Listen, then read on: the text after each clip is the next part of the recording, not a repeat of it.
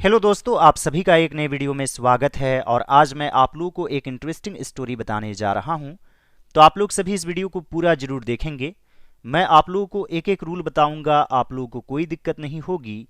So without wasting much time, let's get started now. जैसे एक राजा था, देयर वॉज ए किंग।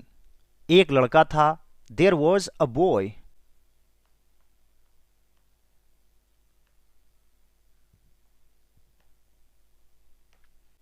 और दोस्तों मान लीजिए जिसे काजू बहुत पसंद थे, यानी इसे क्लॉज से जोड़ देंगे तो आप यहां पर हु लिख सकते हैं। Who loved cashew nuts a lot. There was a boy who loved cashew nuts a lot. इसलिए उसकी माँ उसे थोड़े थोड़े काजू खाने के लिए देती थी। So his mother gave him, या फिर used to give him cashew nuts in small quantity to eat, खाने के लिए। आप ये वाला नहीं भी लिखेंगे तो यहां पर आप सम का यूज कर सकते हैं या फ्यू का। So his mother use to give him some cashew nuts to eat. लड़का हमेशा माँ से ज्यादा काजू देने का हट करता, पर उसकी माँ उसे हर बार कहती, नहीं बेटे, एक साथ ज्यादा काजू नहीं खाने चाहिए। द बॉय, यहां पर है हट करता, तो आप वुड प्लस वर्ब वन का यूज कर सकते हैं। Would always insist his mother to give him more cashew nuts. The boy would always insist his mother to give him more cashew nuts. पर उसकी माँ उसे हर बार कहती, तो यहां पर भी आप would का यूज कर सकते हैं। But every time his mother would say, और इसे इन्वर्टेड कोमास के अंदर ले लेंगे, नहीं बेटे, नो सन, तुम्हें एक साथ ज्यादा काजू नहीं खाने चाहिए। You should not eat too many cashew nuts, एक बार यानी कि at one time. The boy would always insist his mother to give him more cashew nuts, but every time his mother would say, no son, you should not eat too many cashew nuts at one time.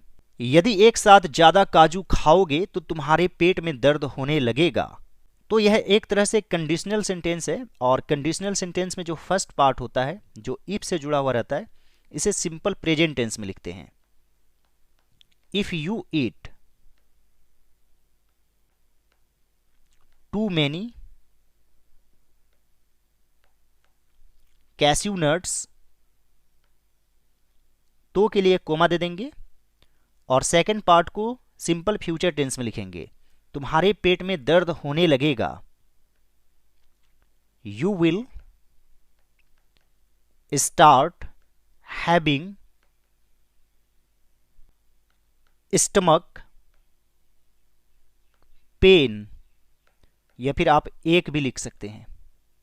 If you eat too many cashew nuts you will start having stomach pain. यह सुनकर लड़का चुप हो जाता, पर उसने मां की बात पर कभी ध्यान नहीं दिया। यह सुनकर लड़का चुप हो जाता।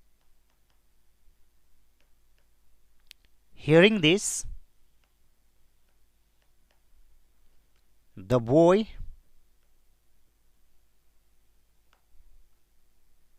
remained या फिर became silent। आप चाहें तो would का भी यूज कर सकते हैं, तब verb 1 यूज करना पड़ेगा। hearing this the boy would become silent। पर उसने माँ की बात पर कभी ध्यान नहीं दिया, इसे आप सिंपल पास्ट टेंस में लिख सकते हैं। और यहां पर है कभी नहीं, तो आप नेवर यूज कर सकते हैं। नेवर और ऑलवेज हमेशा वर्ब से पहले यूज होता है, तो यहां पर लिखेंगे but he never listened to his mother. Hearing this, the boy became silent, but he never listened to his mother। एक दिन उसकी माँ बाहर गई हुई थी, यानी कि ये काम थोड़ा सा पहले हुआ, डिस्टेंट पास्ट है, तो आप यहां पर हैड प्लस वर्ब 3 का यूज कर सकते हैं, यानी कि past perfect tense. One day his mother had gone out. लड़का घर पर अकेला था। The boy was alone at home.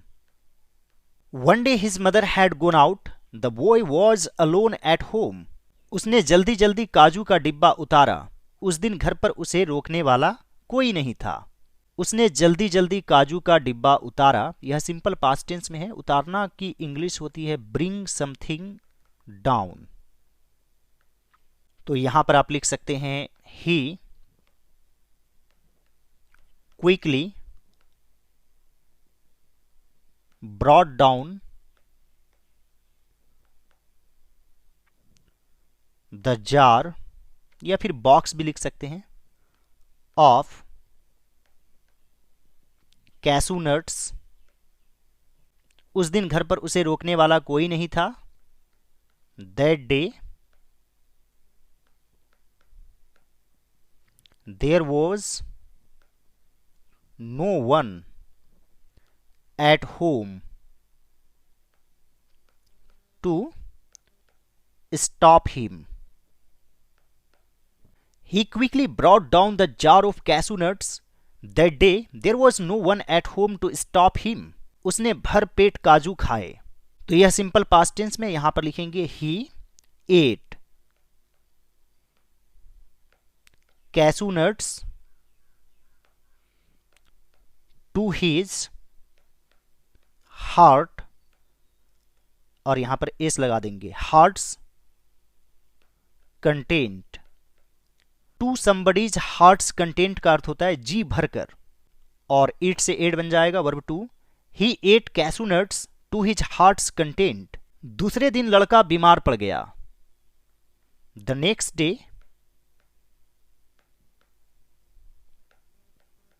The boy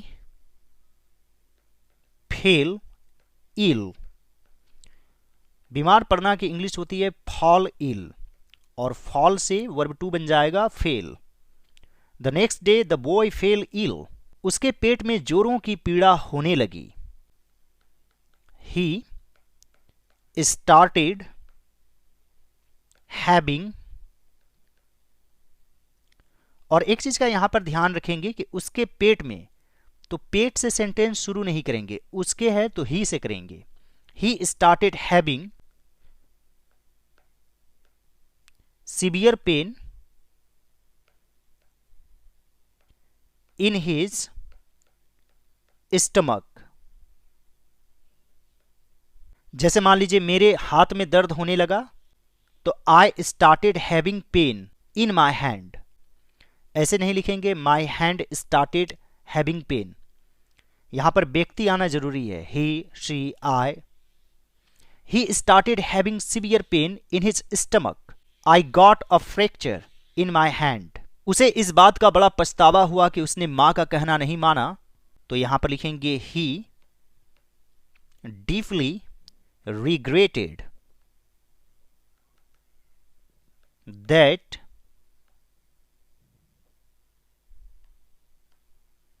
he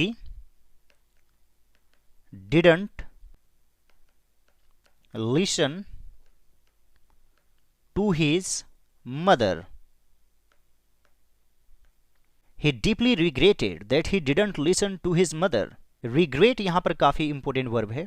इसका अर्थ होता है पछताना। इस स्टोरी का मोरल क्या है?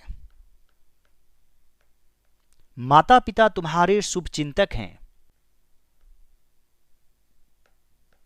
Parents are your well wishers. उनका कहना मानो। Always obey them. Parents are your well wishers, always obey them.